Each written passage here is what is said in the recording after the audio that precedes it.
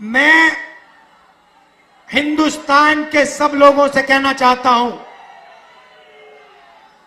कि संविधान को इंडिया गठबंधन दिल से, जान से, खून से रक्षा करने का काम करेगा।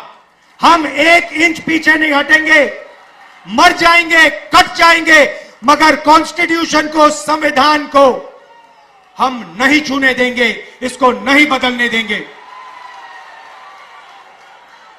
भाइयों और बहनों, संविधान ने सिर्फ दलितों की रक्षा नहीं की। रिजर्वेशन मिला, दलितों को रिजर्वेशन मिला, पिछड़ों को रिजर्वेशन मिला, आदिवासियों को रिजर्वेशन मिला, तो इस किताब ने रिजर्वेशन दिया। अब बीजेपी कहती है कि पिछड़ों को, दलितों को, आदिवासियों को रिजर्वेशन नहीं मिलना चाहिए, रिजर्वेशन को वो खत्म करना चाहते हैं। दूसरा मैसेज मैं देना चाहता हूं, रिजर्वेशन को खत्म नहीं कर पाओगे, उल्टा हम रिजर्वेशन को 50% से आगे बढ़ा के ले जाएंगे। मोदी ने बेरोजगारी फैलाई, उत्तर प्रदेश के युवाओं को चोट पहुंचाई। आपसे कहा, युवाओं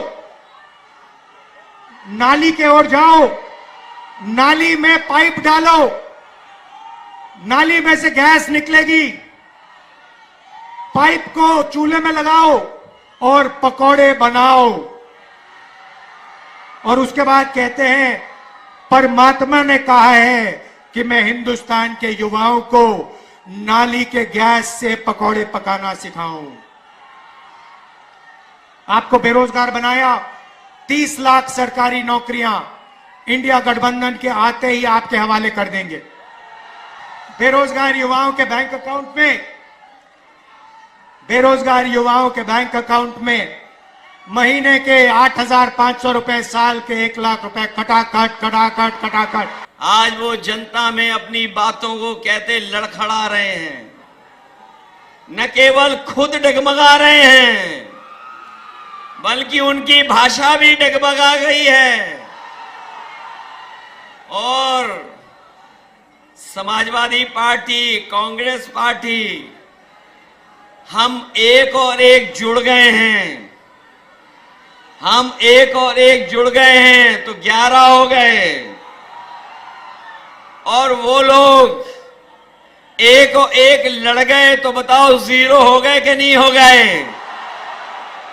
जो कहते थे डबल इंजन की सरकार है, जो कहते थे डबल इंजन की सरकार है, लेकिन पता नहीं इनके डबल इंजन देवरिया आते आते इनका धुआं क्यों निकल जाता है।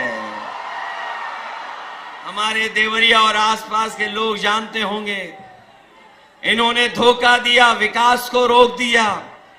वो जो सपने दिखाए थे कि किसानों की आय दोगुनी हो जाएगी, ना आय दोगुनी हुई। और जिन साथियों ने आंकड़े पढ़े होंगे वो जानते होंगे कि जब से बीजेपी की सरकार दिल्ली में आई है, 1 लाख किसान ने आत्महत्या की है। न केवल किसानों ने आत्महत्या की, बल्कि किसानों के खिलाफ भी लोग काले कानून भी लेकर के आए थे। मैं अपने किसानों को बधाई देना चाहता हूं कि यहां का किसान और पूरे देश का किसान एक हो गया और उसने काले कानून को लागू नहीं होने दिया। तभी पीछे हटा जब सरकार को पीछे हटना पड़ा।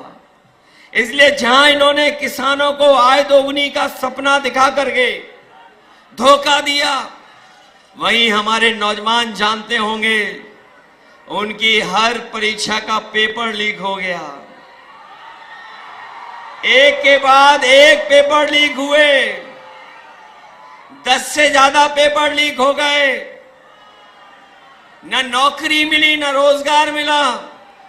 जो लोग कहते थे निवेश लाएंगे, लेकिन निवेश न गोरखपुर पहुंचा, न देवरिया पहुंचा। निवेश के नाम पर हमें और आपको सपने दिखाए, नौकरियां छिन गईं, आरक्षण छिन गया। और जो संस्थाएं नौकरी दे भी सकती थी, आरक्षण दे भी सकती थी, उन संस्थाओं को भी इन्होंने बेच दिया। लाखों लाख नौजवान पेपर लीक की वजह से रह गया। जो मेहनत कर करके फौज में भर्ती होता था, जिस नौजवान का सपना होता था कि वर्दी पहनेंगे पक्की नौकरी मिलेगी, लेकिन वो नौकरी भी इन्होंने छीन ली।